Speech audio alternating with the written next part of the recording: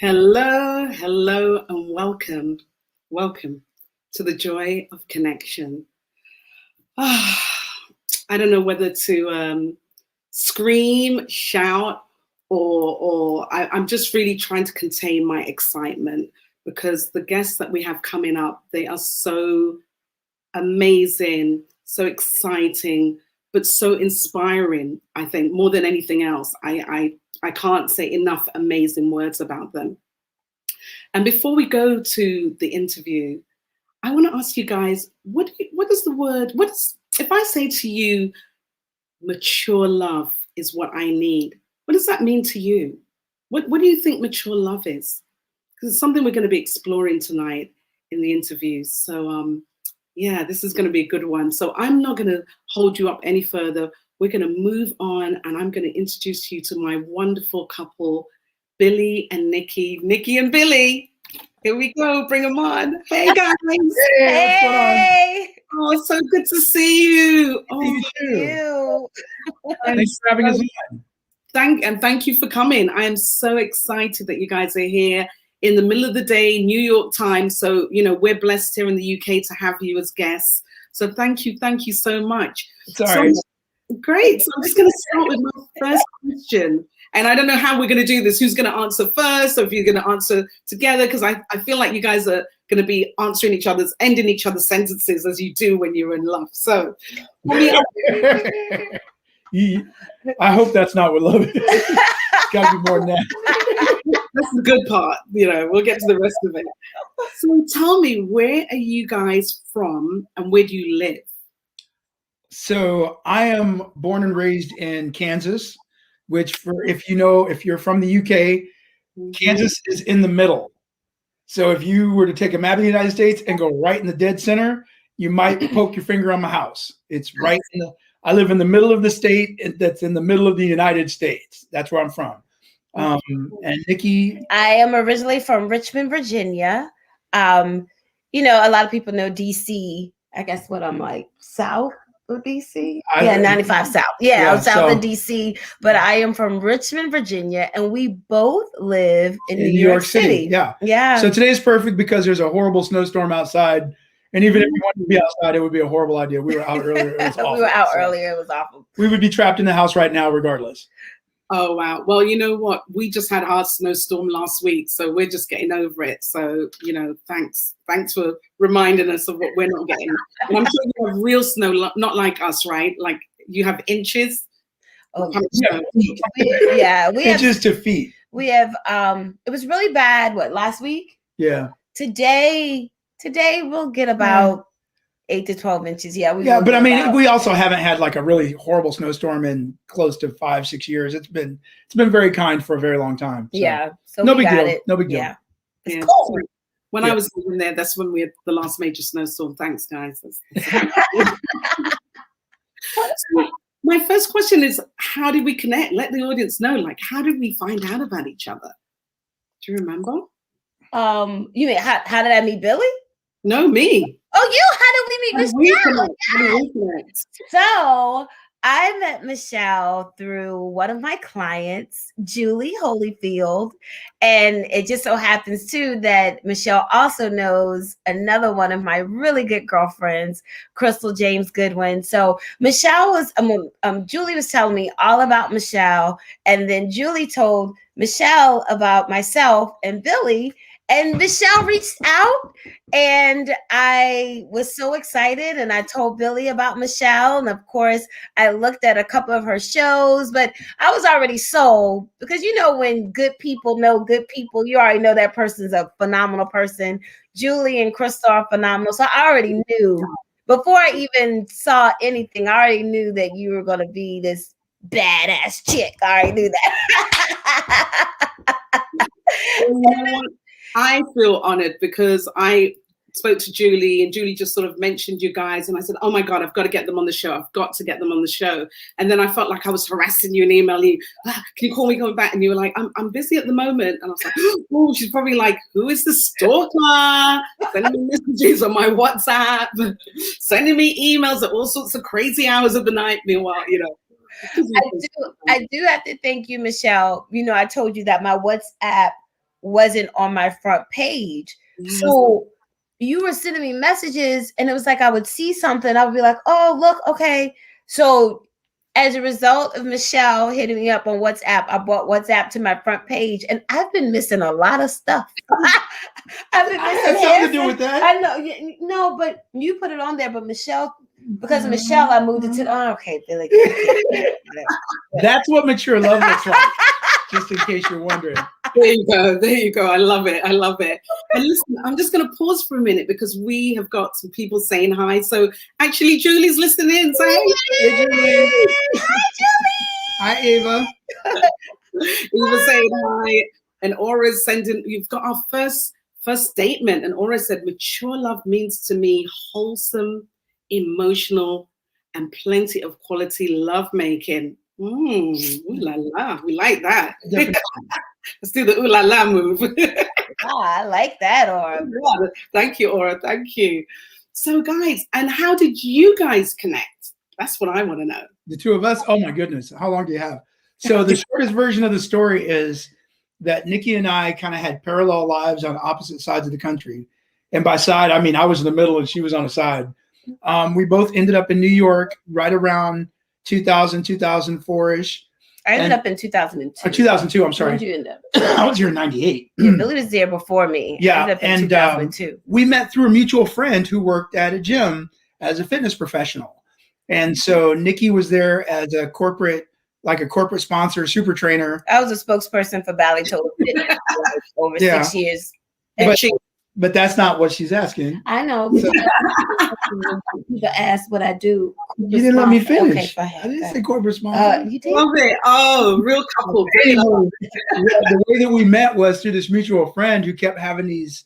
He would have barbecues, and I would go over. And I remember the first time I saw Nikki, she the barbecue was probably 30 minutes from being over, and Nikki comes flying in with her hair and her makeup and looking extra fabulous. And she's like, "Hey, everybody!" And everybody's like, "Nikki!" And I looked at her, and literally the first thought out of my head was, "Wow, where do they make girls look like that? I never saw one of those." Because I've just never seen a woman. I'd never seen let's be honest. I'm from Kansas, and if you know Kansas, it's not very culturally diverse. So I'd never seen a Black woman come in looking that polished and fabulous. Aww. And we knew each other for a few years through that business and that job. And then a few years later, I was singing in a band. I moved out to New York as a musician. I was lead singer of a band. Kind of my music career was winding down. And at one point we needed a female singer, and we were trying to find people to fill this gap. And I honestly had never really heard Nikki sing, but I'd heard through the grapevine that she did really, really well in a legitimate Star Search competition. So I said, well, I know how she looks, and if she took second in Star Search, she has to be able to sing. So I asked her to audition, and she came in and took my band from me.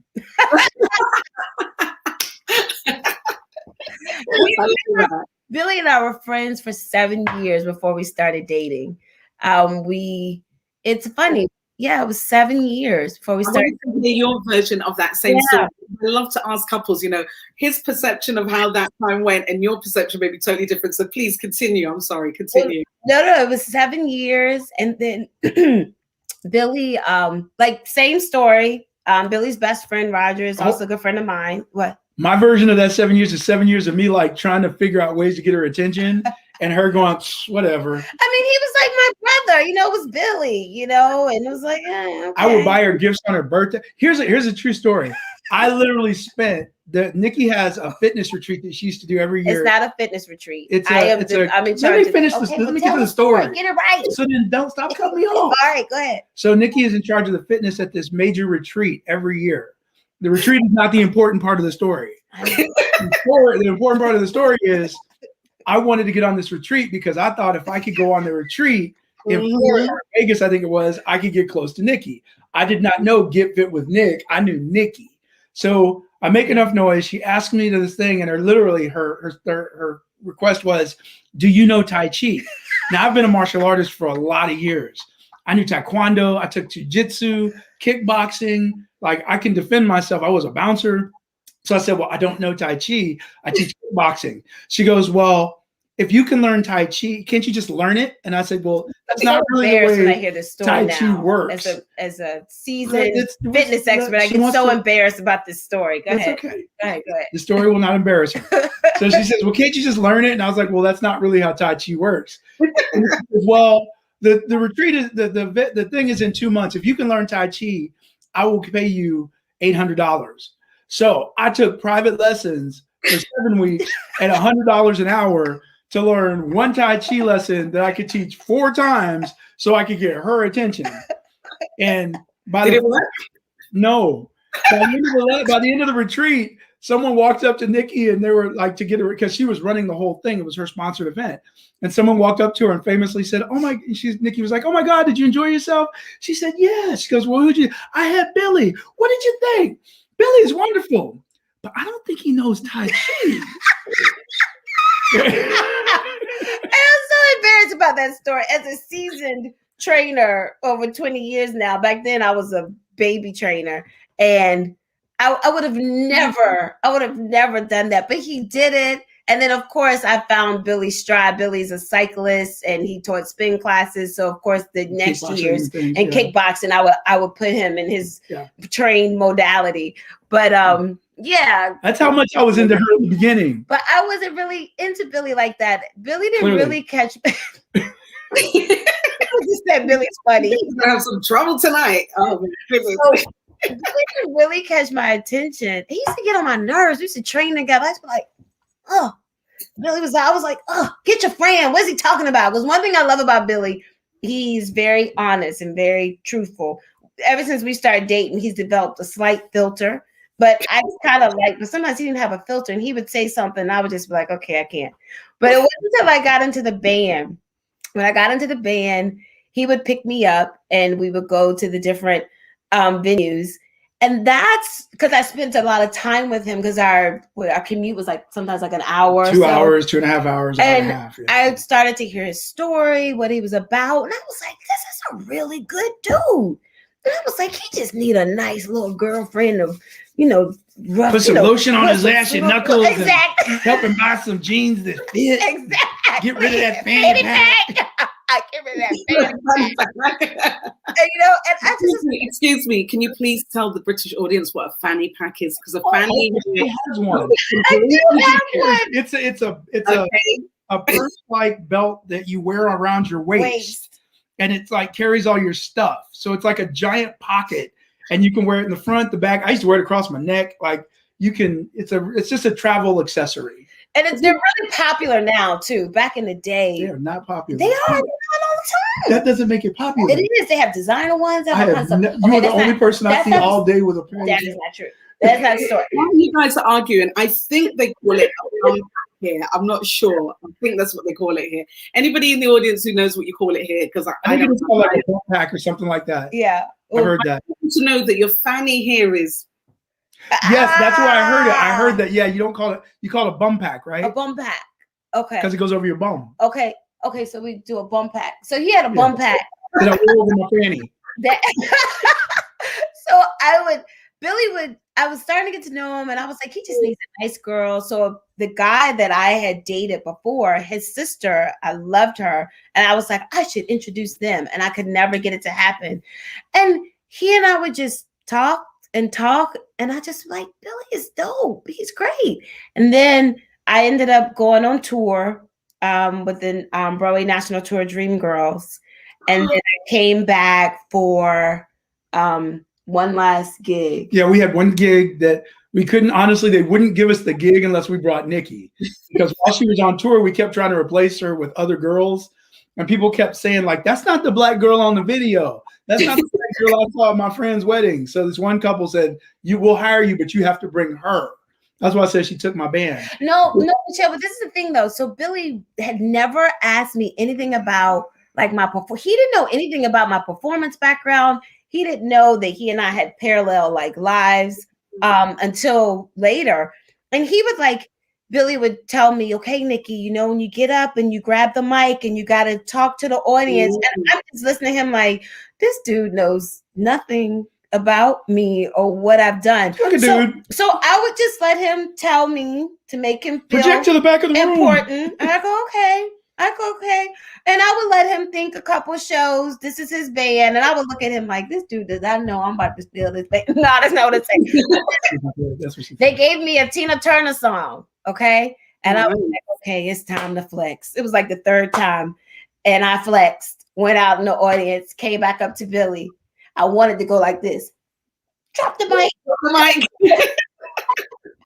But anyway, the last show, go ahead and tell it, Billy. The very last show, I knew I wanted to ask Nikki out, and I'd planned it, and I knew it was going to happen. So I walked up to her and I said, hey, I've admired you from afar for close to 7 years, and you always say I'd date you if you weren't so much like my brother, and I just got tired of hearing that. I'm going to go crazy. So my request is that you let me take you out on a date so we can get that part over with. And I think that if we went out on a date, I think we would really get along. And if not, then we'll be friends. And we went out and, You can't tell her what I said. No, you can tell her what you said. So he asked me out, and I was like, it's funny when you say it.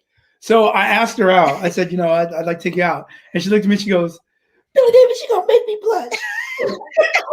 I said, I got to think about it. And walked away. And I walked away.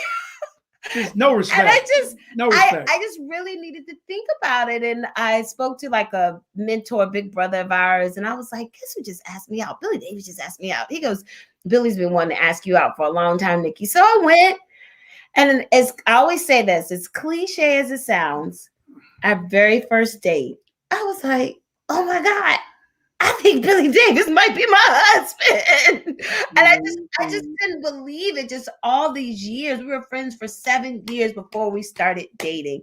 And I could not believe that this dude was right in front of me the entire time. But yeah. I'm so glad, because when she used to tell that story, there was a lot more disgust in that last statement. It was more like, oh my God, I think Billy Davis. Oh my God. But it was disgust because I just couldn't believe it. I didn't go, oh my God, I think Billy Davis is my husband. And so I remember this one thing my mom said. My mom said, Nikki, what's wrong with Billy? He's a great guy. Him and one of my best friends. And I said, he wears mom jeans and a faded back. And my mom goes, is he good to you? Is he nice? Is he? And I said, yeah, he's all that. My mom said, well, we can change the other stuff. Exactly. My mom said, that's the easy stuff. That's the easy stuff. But Billy was like this, trust me. He was like ready. He was like, trust me. Well, you do with me what you want, is what you were saying, right, Billy? I have always been a man of awkward physical proportions. I have very big feet. I'm a little bit more muscular. I don't fit into like Abercrombie and Fitch clothes. And so I like dressing is more utilitarian than it is fashion for me, because I don't wear the stuff that sleek people can wear. So, if somebody else wants to take the time and find a pair of jeans that fit around this badonkadonk, around these massive shoulders and this tiny little head, I'm fine with it. I'm open. I'm coachable. I know he is coachable. Julie's on. Eric Holyfield, you hear that? Oh, don't start a fight in that house, please.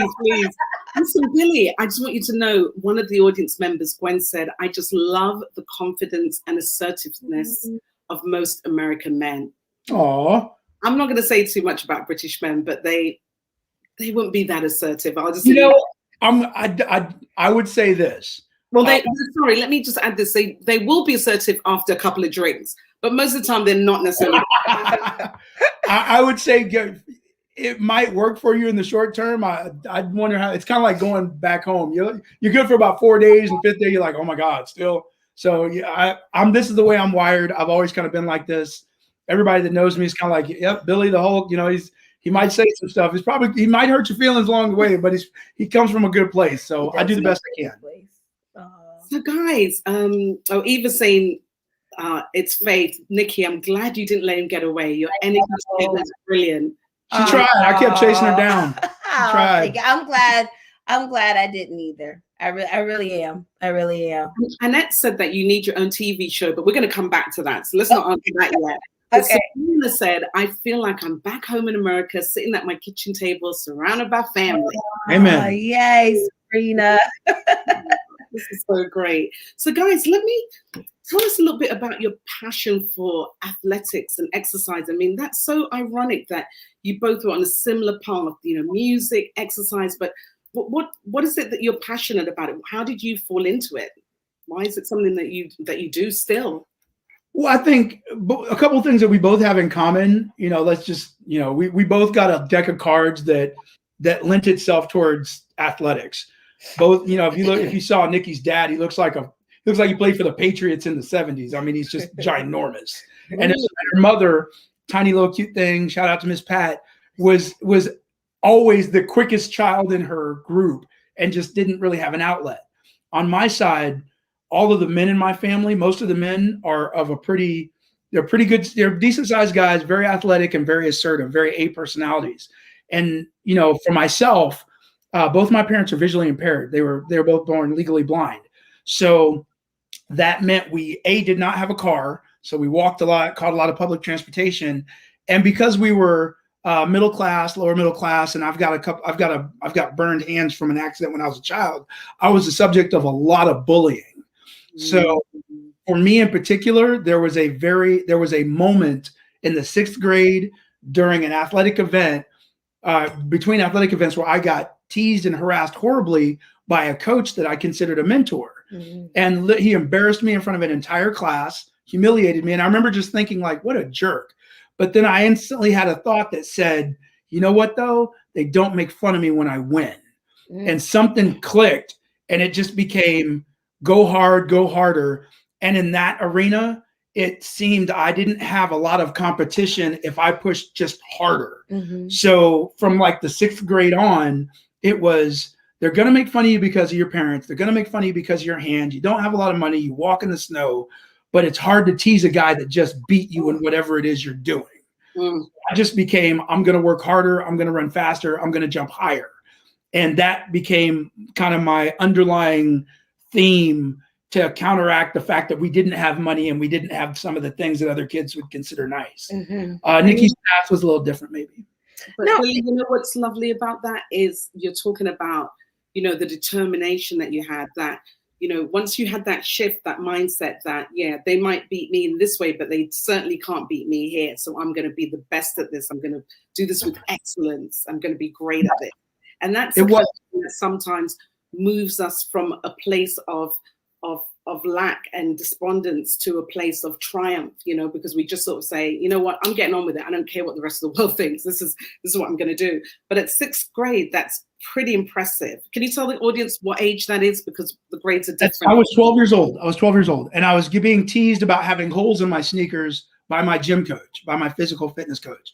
And that mindset just exacerbated anything else that, like any physical, because there are a lot of people that are born with really good genetics, or, they're born with, means and whatever.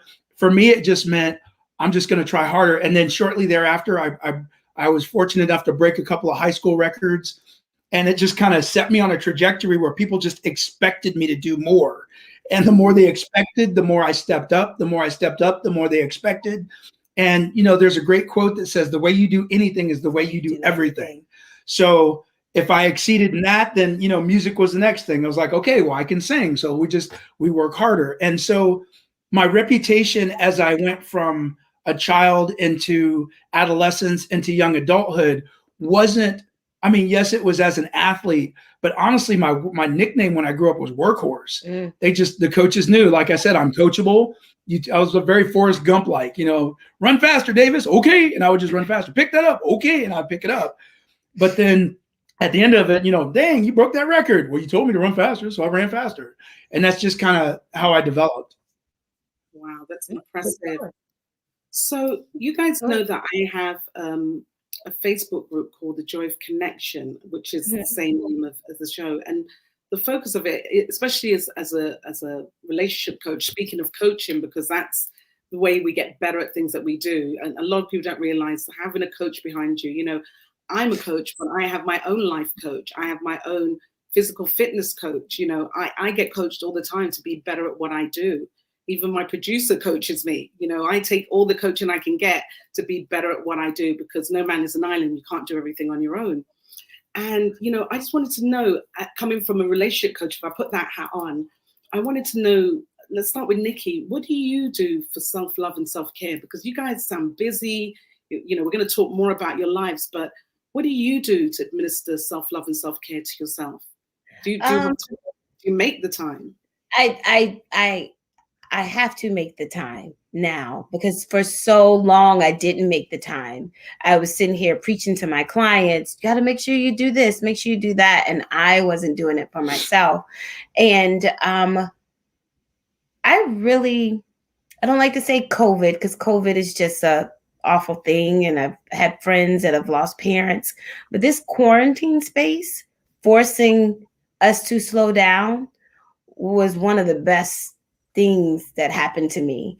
It slowed me down and made me realize, okay, I need to continue to practice to put myself first and give back to myself. So I have a morning ritual that I do that just sets my day off. I call it Greet the Morning. Billy will tell you I wake up very early in the morning to teach or to train on Zoom. But before I do that, I have a journal. I have a new journal that Billy bought me for Valentine's Day with Wonder Woman on it. And I go through it. I write down what I'm grateful for, my affirmations, my goals for that day, intentional. I meditate, I work out, I'm in service, and I pray, and I also go through a place of forgiveness. Sometimes I have to forgive myself because I'm very hard on myself. So I go through that, and that sets my day off. And that keeps me in a space every time I do it during the day. By doing that, it sets my day off, and it it makes me want to pause and in the middle of my day to say, hey, let's do this. Let's read 10 pages of this. Or let's just sit here and just give to yourself. So one of the biggest things I do, waking up early in the morning to do this Greet in the Morning ritual, that's self-care for me. And then I also, my new self-care, Michelle, has been saying the word no. And it's been for me. Beautiful thing. Boundaries. Yeah, it was tough at first. But then the other day someone said, Nick, can you do this? And I said, no. And they were like, okay, the world did not fall apart. And I didn't give an explanation. I was ready to go, no, and see what had happened. I just said, don't, just say no. And they said, okay. And they said, do you think you can do it next week? And I was like, no. Then I went, I know someone that can though. And she goes, thank you very much. Connected them. It's a great marriage. And I'm really big on right now, if it's aligned with my purpose, let's go for it. But it took me a moment to get there, Michelle. It really did. And I'm truly believe this quarantine space really made me sit back and say, look, girl, you good, but we need to take care of ourselves. It's okay to put yourself first in the midst of it all. Absolutely. Yeah. And I know that myself. I mean, I've had to recalibrate lately. You know, I'm not really a pleaser, but I love to connect people and help people. But then when it's a disservice to yourself, when you're doing for everybody else and then you're exhausted and you can't move, and what was the point of that? So sometimes I will say, you know, it's a no for now. And sometimes it's like you said, it's not necessarily no for now. It's no because it's not aligned with what I'm doing, but I know somebody else who's aligned with what you're trying to do. So it's not just passing them off, or it's not just ignoring them. It's just, you know, I'm probably not the right person for you right now. Maybe I was that person for you 5 years ago, a year ago, 6 months ago, 2 months ago. But right now, that's not me. That's not me. Yeah. And I enjoy working out. I do like to work out. During the quarantine space, I reminded myself, you know what? I like to work out. And I get to, as I get older, I get to find different ways that work for me. Yeah, I'm used to being this elite athlete. And I went to school on a track and field scholarship. I ran professionally for a moment. I've done 3 marathons. I was an elite long jumper. So my knees are shot. So my self-care used to be just go run and clear my mind. I, you know, as a result of having arthritis in my knees, I had to shift on finding a new exercise. So now I enjoy walking. I do still enjoy lifting weights. I enjoy dancing. So really doing what I want to do and making time for that is self-care for me. Yeah. And before we go to Billy, because I don't want you to think I forgot about you, I wanted to ask the audience, do you guys have any questions for this wonderful, loving couple? I mean, anything that you want to share or ask, I love it. I mean, Aura has already said, what a great self-care routine, Nikki. It's definitely that this time is about reconnecting to ourselves. Yep. It really is. You couldn't have said it any better, Aura. So thank you for sharing that. Yes, thank you.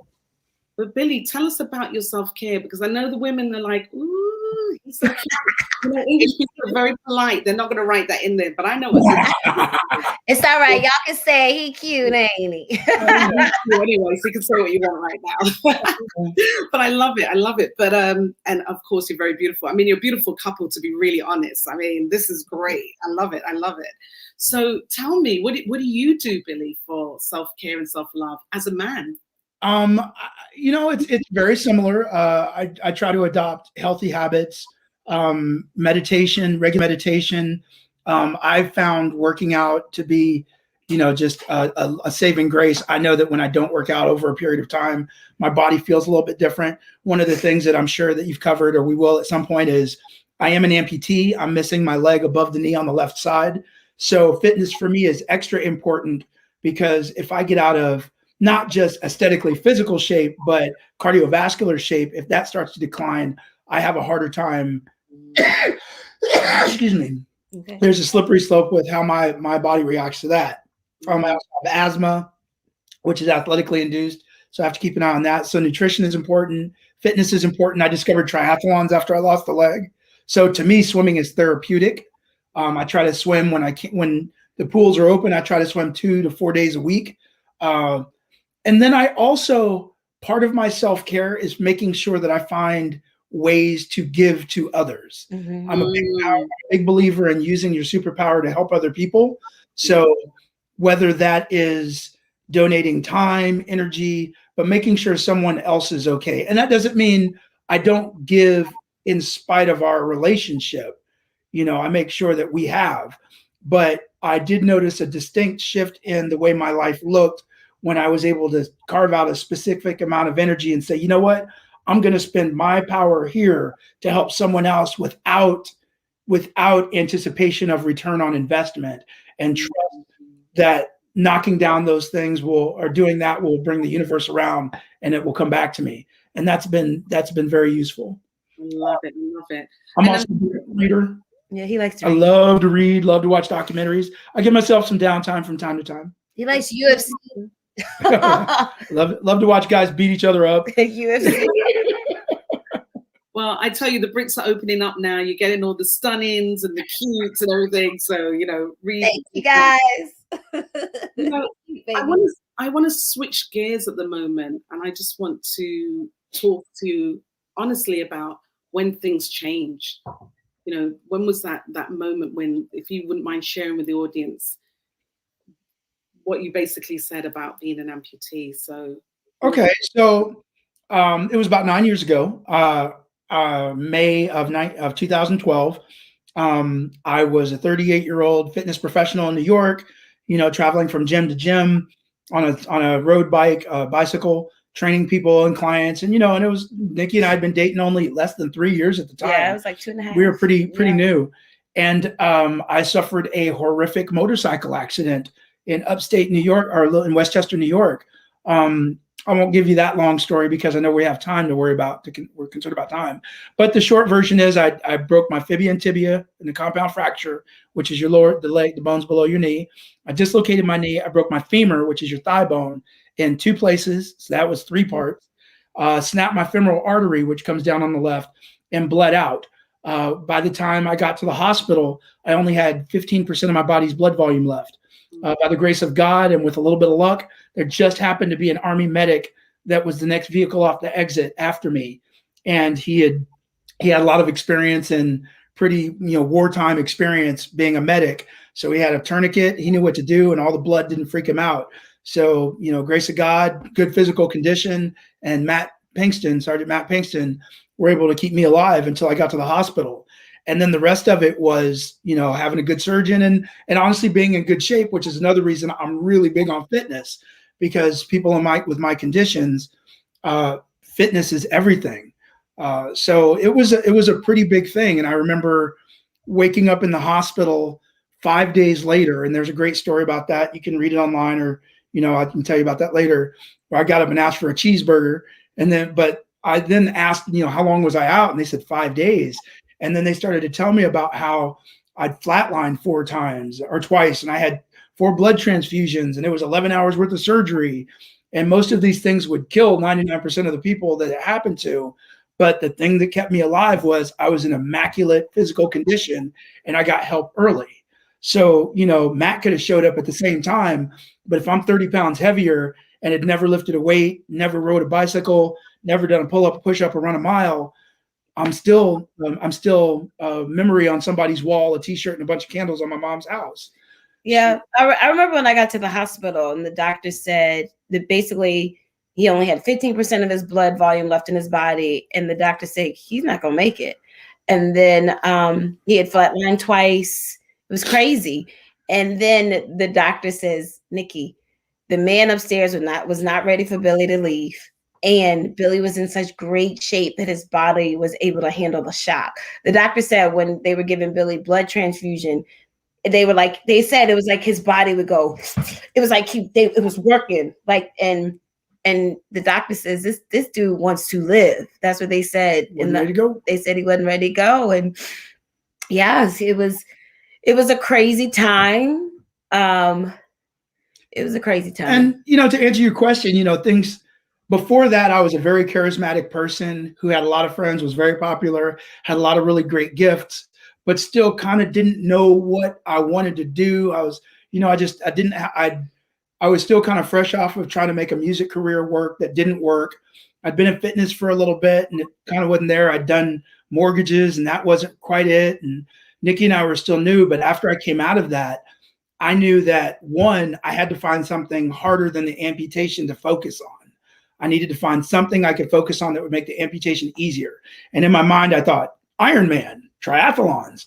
I don't know how to swim. Let's learn how to swim. I hate to run distance. Let's learn to love to run distance. I love to ride bicycles. Let's ride bicycles. We're going to do triathlons. Shit. Now I got to learn how to swim. and That's like a Tai Chi challenge to me again. I know. Yeah, pretty much. Challenge, right? But I found that in finding that path, one, I was introduced to a community that I probably would have brushed against, but never would have entered the way that I have. And in the last 9 years, I have developed some of the most amazing relationships, friendships, and family relationships with some amazing people who I would have only met through this amputee community. Mm-hmm.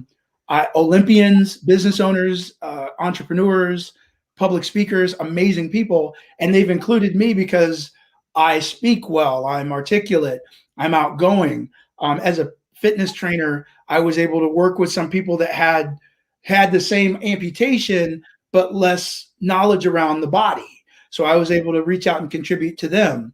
Not only do I participate in triathlons, I raise money for other amputees through triathlons.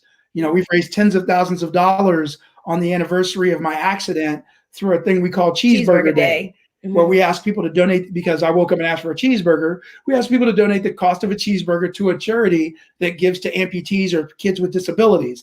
And we've given hip to toe to people from South Africa, Sierra Leone, California, New York. I mean, it's gone all over the place. This is something I probably wouldn't have done had I been able-bodied. It really did give him a purpose. Yeah. It really did. Give me a direction and a purpose. Direction and a purpose. And your foundation, is that where the Billy Davis Foundation, yes. Mm-hmm. Yep. And it's proven to be a really great thing. On my worst days, I can reach out to people that only understand the way I understand what today is like. Having, like, for example, we were talking before the show started about the snowstorm, and it wasn't that bad. But if you're a below the knee amputee, you're looking at sloshy streets that are slippery. You can't feel what's going on the left, so you're stepping in puddles. You can't step over a snowdrift because your knee doesn't work. It's a lot to, I'm walking around with a cane trying to show apartments as a real estate agent. Above the knee. Above the knee. I'm sorry, above the knee. But these are things that I can appreciate, and I can also identify with someone else who has a similar challenge. I got a call last night from a friend of mine who's a teammate who's in a wheelchair, and she's looking for apartments. And I told her, I was like, I can't put myself in your shoes, but I know there are things that you deal with that other people can't. For example, how far the kitchen island is from your kitchen. Mm-hmm. Will your wheelchair fit in there? So let's look for apartments that are accessible, but not, you know, and that was just that little bit gave her something to hope for and gave her a little bit of ease. And that's really where you start to see it come back. And the community was great, not only for Billy, it was great for me. You know, when it happens to your partner, it happens to you too. Now, of course, I don't know what it feels like to wake up every morning and, you know, have to get your crutches in order to move and all this stuff. But I became a caretaker. And it happened like, it wasn't even something to think about. I just bounced into caretaking. Yeah. And as a result, because one of the things Billy doesn't talk about a lot, I always say it, every year after the accident, Billy always say we got an infection. There was an infection. And every year was an infection, and it would either set us back. We both would have to be out of work because I need to make sure he's okay. End up in the hospital for a few weeks. Sometimes it was surgery. Sometimes it wasn't. And you know, it was always something. It was always something. And I think 2018 was the big one. It was bad, but we realized where the infection was coming from all this time, and so they remedied it.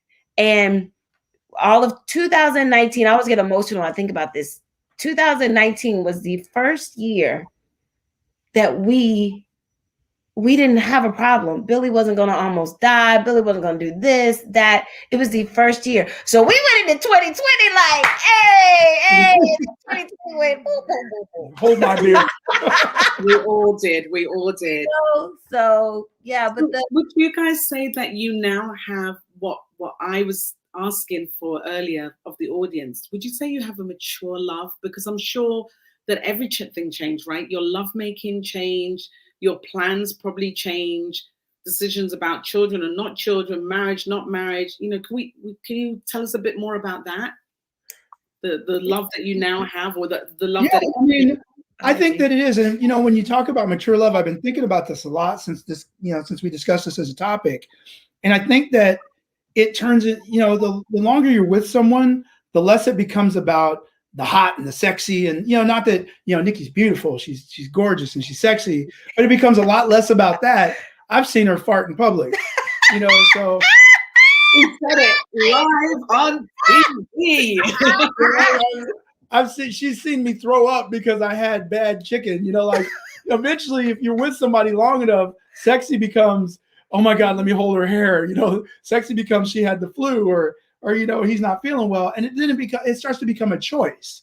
It becomes, are your goals aligned? Are you thinking of each other when you're not there? You know, do you, you know, that I heard a great line from a song that says, take my plate, love, because I already ate love. You know, and it's that kind of thing.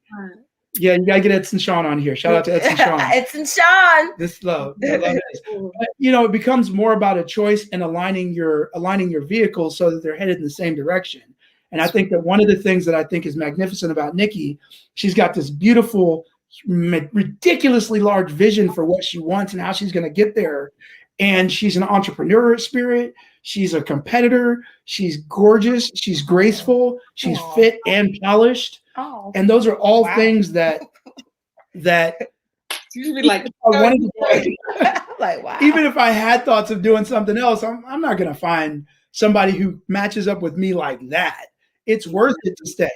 And, you know, and Nikki, you know, we get on each other's nerves from time to time, but don't even, and we also figure out a way to go, okay, well, that's not the last conversation we're going to have.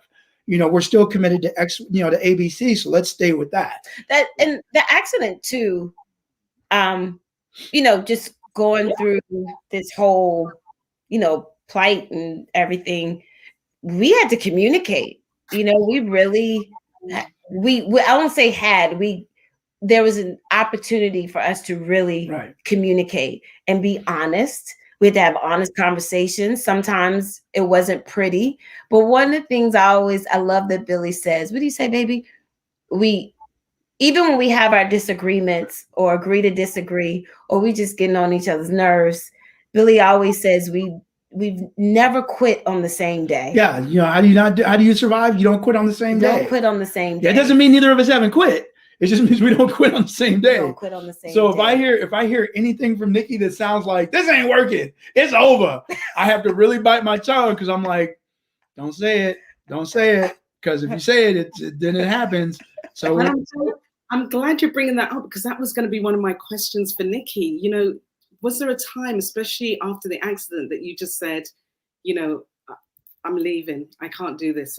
This is just too much. Not at all.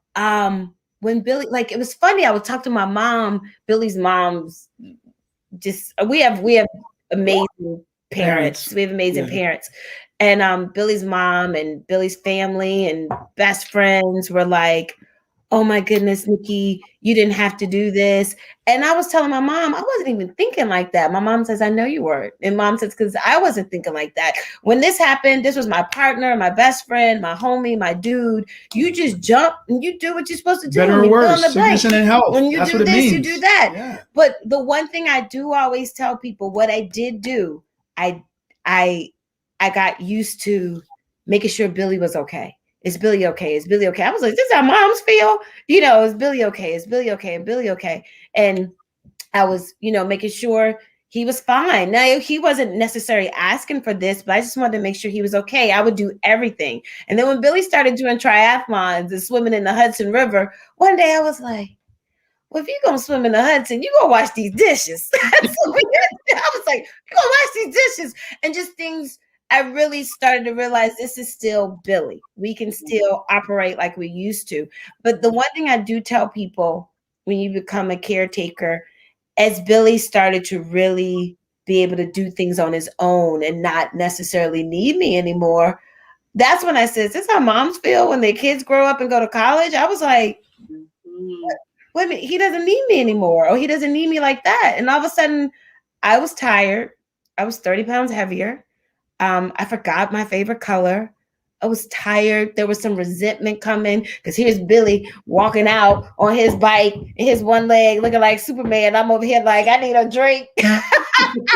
But thanks to his support and just supporting me and getting back to being who I am and who I love being, I was just able to bounce back. And that's when I really was like, okay, I get to still be a caretaker. I still get to be a partner, a best friend, and I get to put myself first. And he loves that. He loves that. I also think, and just one more thing, we are also huge proponents of personal development.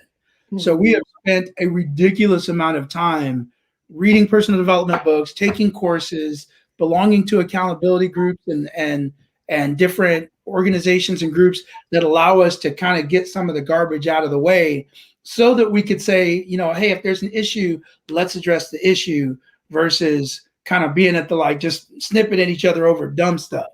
Yeah, it was that personal development that supported us when quarantine happened, because it was Billy and I were like ships in the night sometimes. When quarantine happened, the first 2 weeks, we were looking at each other like, you ain't got nowhere, you can't go in the back. What's ring light on? Billy's like, what are you doing?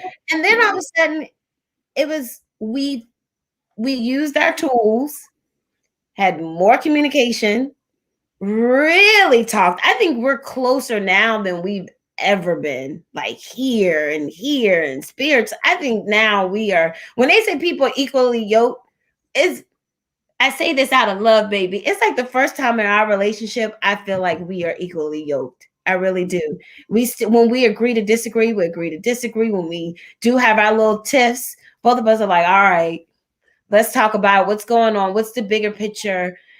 And this is for a long time, I was always like, oh, who's my person? Like, it's my boyfriend. And then there's my person, like a best friend or something. And quarantine, I told Billy, I was like, you are my best friend. It's because I couldn't go anywhere. I like that. I was like, you are my best friend. I like you. You cool, dude. Yeah, and sometimes we don't like the person we're with. We may still love them, but sometimes we don't like them. But we've got to get through it. Yeah. And so, speaking of getting through things, what one thing just kept you going through all of this? Is there anything that just sort of propelled you to just stay with it, keep going? It was a couple things. I'm about to get emotional. One, definitely God, definitely my faith, and definitely being able to just knowing with all my heart that everything was going to be okay. And I just really liked Billy. You know what I mean? You just said that, like, of course I love him. Of course I'm in love with him, but I really liked him. And I'm going to tell you this. What you see is what you get. Did he go through a phase where he got a little depressed? Of course, he had to. But to watch a man get up every morning on his crutches, go to the bathroom, brush his teeth, take a shower, get dressed, kiss you, walk out the house in the snow with these boots, and come back, kiss you, bring home dinner, blah, blah, blah, blah, blah. And it's motivating and it's inspiring. And sometimes when I'm sitting here feeling woe is me, I'm like, bitch, look at Billy, you better get up. Excuse my language. Well, let me ask you, with all this great stuff that you do for each other, what's the sex like? I mean, what did it disappear? Is it just okay? We had to make some adjustments. We had to make some adjustments because sex with a prosthetic is kind of awkward and the balance is weird. And I'll just say, try taking a shower. Next time you take a shower, try doing the entire routine on one leg, and it's just a lot harder. So sex is. Are you saying that you only have sex in the shower? That's what that sounds like. Take from it what you will, but I'll just say, try whatever your thing is. Try doing it on one leg. Try washing dishes and making dinner on one leg, and then try to work out the. Did we go? Oh, there we go. Okay. So I mean, we figured it out. It took some time, and it took and there was a lot that had to go into a lot of mental. Nikki talks about being a caretaker. If you're a caretaker, you're not necessarily looking at the person you're taking care of as a sex partner. You're more like, that's my child. That's my child. So we had to figure out how to work around that. And then, like you said, there's some, I'm getting older, so testosterone's going weird. I got a hit on the head. And then, and I can't imagine what this is like for other people. But then you're like, okay, so am I fully a man? Can I still perform? And we made it work. We figured it out. We still have a very healthy sex life. And, and we invite help. We talk to people, and we've talked to coaches and read books, and we're learning each other's 5 love languages and, our erotic language. Languages. I mean, it's like anything else in that if you want to be better at it, you study and you seek out experts. I think one of the things that Nikki and I have in common, and you practice. One of the things that Nikki and I have in common is both of us are acutely aware of the value of seeking out a professional in a given field, practice, research, and doing the work. I think a lot of people go through a lot of relationships without really taking a look at like how they operate and how they relate to other people. They get into sexual relationships where they're not sure what kind of person they are and what kind of person they're with. And you're just hoping to get lucky and that the things match up, and then you have to learn those things. And that's just things that we had to figure out and we had to learn. I love it. And taking the time out to say, okay, this isn't perfect, but we're not necessarily striving for perfection, but we want to enjoy it. We want to be good at it. We want to, feel it and be with each other, in all ways. Listen, we're getting close to an hour, so there's a few more questions I want to ask you really quickly. So what's on the cards next? Marriage, no marriage? What are you feeling? I mean, COVID's made a lot of us think about things differently. Kids, no kids, like, if you want to share it, we'd love to know. Well, marriage is definitely on the table. We have some very distinct goals that we want to get accomplished on our way to that. Marriage was always a thing that we wanted. Yeah, it's just been, for us, there are some things that need to happen to make that a smart decision, because we don't want to get into a situation. I don't. For me, it was more so, and I've shared this with Billy. It was like every year, people are like, "Oh, you and Billy aren't married yet," because we've been together for a long time. every year I was just like, I just want to make sure he alive. Is he gonna live? Like our focus was making sure everything is okay. Yeah. And then all of a sudden, like I said, 2019, we got through 2019, and I was like, all of a sudden I was like, oh my God, we need to get married. Oh my God, we need to have a baby. Oh, what we doing? You know, so it was just more so the focus was making sure he was okay. Right. I mean, and then our parents, like my mom didn't stress me. Billy's mom would say, you better marry that girl. But you know, our parents, I didn't have a mom going, oh, when you get married. It's like just recently I may have kind of heard something, but she just wants to make sure, both our parents want to make sure that we're happy, we're healthy, and we're doing the things that we love and get to do, and make sure we're supporting ourselves. So, I mean, but you know what, guys? I have so many more questions for you, and we're running out of time. So it sounds like we're going to have to bring you back. So I'm going to ask you my signature question of the night. Yeah. And Stevie Wonder says, love's in need of love today. And so what would you say to the audience about that? What do you think the world's in need of? What do you think about that statement? I mean, for me, it's pretty simple. I think that the world is in need of communication. I think that if we just spend a little bit more time listening and learning each other, I think that we would be in a lot better place. I think the problem with what's going on right now in a lot of places, people have their opinions, but they're not willing to listen to somebody else that doesn't agree with them. Yep. That's right. That's right. And that listening is so key, right? I mean, yeah. Go ahead, Nikki. I agree with Billy. We talk about this all the time: communication, listening, and being open. You know, we get to be open and empathy, and not so judgmental. And that goes for even the two of us. You know, the world, we need each other, you know, we do. We need to communicate. That was good, babe. Thank you. I mean, you know, from a I mean, the way that humans are designed, we are not designed to interact with this rock that we call home by ourselves. The universe leaves clues. The universe says that the collective is stronger than the individual, whether you're talking about a bundle of sticks, a group of ants, or a family unit. If you want to go fast, go alone. If you want to go far, go together. Yeah. Love that. I love that. Such a beautiful, beautiful way to end the show. Guys, this has been an amazing, amazing hour. I adore you guys. I only just met you, and I'm sorry, but I'm sticking to you like glue. We're good. Anytime soon. I want to be a part of the Julie, Crystal, Michelle crew. I'm ready. Okay, we'll let you in. I'll talk to the girls first. I'll let my people talk to your people. Guys, thank you so much. It's been amazing. Thank you for being so honest and vulnerable, candid, all of that, just sharing. I think there's a lot of people that probably wanted to ask more, but they were so engrossed in what you had to say, they didn't get a chance. So there'll be more questions coming, but we have posted all of the ways that they can contact you. Guys, if you have more questions, put it in the chat. We'll make sure Billy and Nikki come back to you. But guys, thank you so much. It's been so much. Thank you. Pleasure. Thank you. And we'll see you again. Yes. Bye, guys. Bye, darling. Thank you so much. Thank you so much. So, guys, I hope you enjoyed this as much as I did. You know, the comments I'm getting, I'm seeing that it's been wonderful, and everyone's really enjoyed the richness of that dialogue. And I hope you all got some nuggets that you can walk away with. Something there for everyone to think about. What can I do next in my relationship? What can I learn from them?